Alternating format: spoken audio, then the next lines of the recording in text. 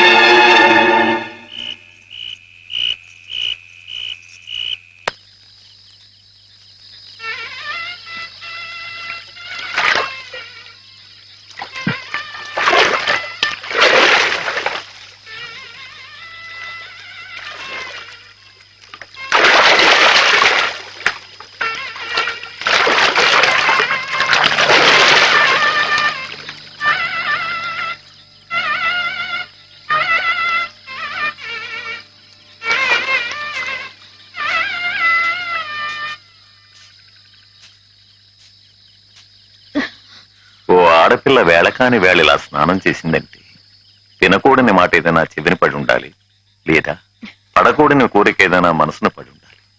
అవునా అమ్మా? రాత్రి శివుడి వేషంలో ఉన్న మాధవ పక్కన నేను పార్వతిలా నిలబడాల్సి వచ్చింది బాబా. పార్వతిలా నటిస్తేనే స్నానం చేశావు. రేపు ఆ శివుడి పక్కన పార్వతిలా జీవించాల్సి వస్తే?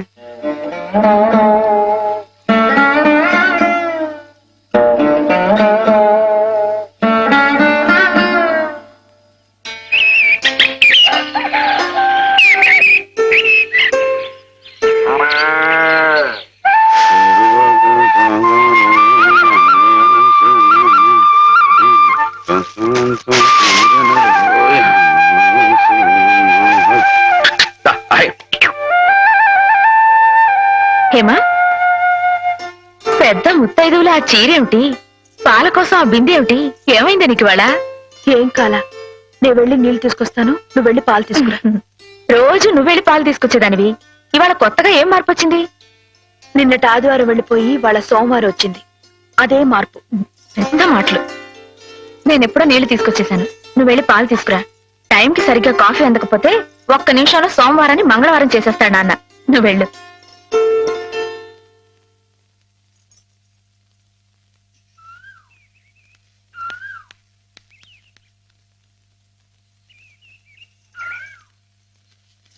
రండి రండి.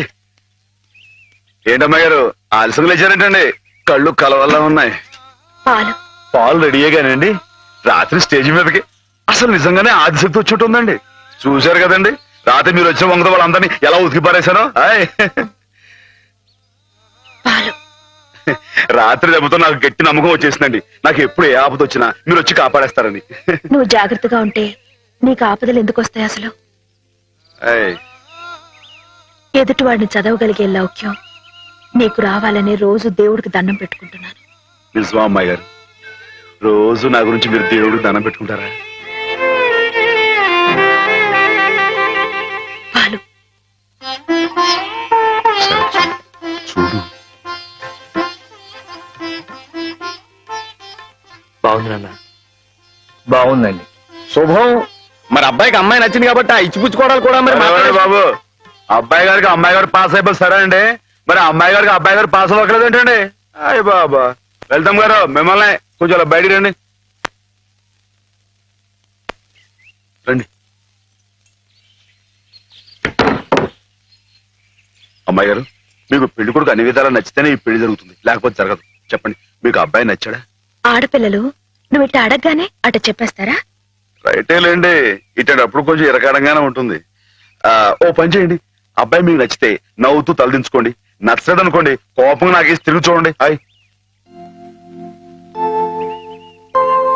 అయ్యి బాబు, అదేంటండి అటు నవ్వు కాదు ఇటు కోపం కాదు, అటు బాధగా చూసి అర్థం ఏంటండి? నాన్నని, చెల్లెల్ని, మిమ్మల్ని అందరినీ వదిలి వెళ్ళాలంటే బాధగా ఉంది. రైటేనండి, ఆడపిల్ల అంటే అంతే కదండి. పాపం రేపు హేమ గారు కూడా అంతేలే. వదిలేస్తే లింకులు పెట్టేస్తాడు. నీకాయన నచ్చారా లేదా అది చెప్పు.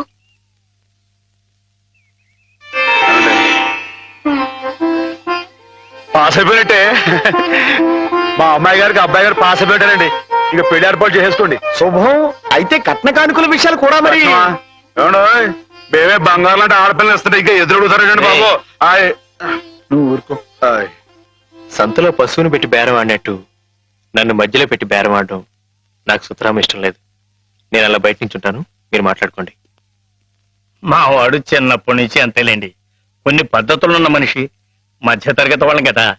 తప్పని తెలిసినా కొన్ని బాధ్యతలను నెరవేర్చడానికి కొన్ని పనులు చేయక తప్పదు. మరి ఏమంటారు బావగారు? అవన్నీ ఎందుకండి, ఆ పుచ్చుకునేది ఏదో ఒక ముక్క మా మనసులో వేయండి.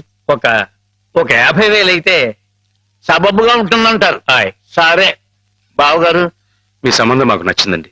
త్వరలోనే ముహూర్తాలు పెట్టుకుందాం. వస్తామండి. నమస్కారం. విన్నావట 50,000 కట్టడం కానీ ఒక క్షణం ఆలోచించకుండా ఒప్పేసుకోండి మీ అన్నయ్య గారు. అంతటితో ఆగుతుందా? లాంఛనాలని అవని ఇవని ఇంకా అమాం బాపతు ఇంకో 10,000 దేగుతుంది. కాస్త డేకితే మాత్రం తప్పే ఉందండి. మంచి సంబంధం అనుకున్న తర్వాత. ఒరే డబ్బు గురించిన ఆలోచన ఎందుకు బాబు గారు? ఈ ఇంటిని అమ్మేస్తాను. జోకులేస్తున్నారా బాబు గారు? లేదయ్యా, నిజంగానే అమ్మేస్తాను. తాతల నాటి ఆస్తి ఈ ఇంటిని అమ్మేస్తారా? అవును బాబు గారు. నాకు కుర్రాడు నచ్చాడు, అతని క్రమశిక్షణ నచ్చింది. ఈ రోజు లెక్కల ప్రకారం వాళ్ళు ఏమీ ఆకాశంలో లేరమ్మా. చాలా సబబుగానే అడిగారు. అయినా రేపు మీరు మాత్రం అడగరా? మీరు అడగకపోయినా నా బాధ్యతగా నేను ఇవ్వద్దా చెప్పండి? అందుకే ఇంటిని అమ్మేసేయాలనే నిశ్చయానికి వచ్చాను. మీ ఎరుకలో ఏదైనా మంచి బేరం ఉంటే చూడండి బాబు గారు. కాస్త ఇంటిని శ్రద్ధగా చూసుకునే మనుషులను చూడండి.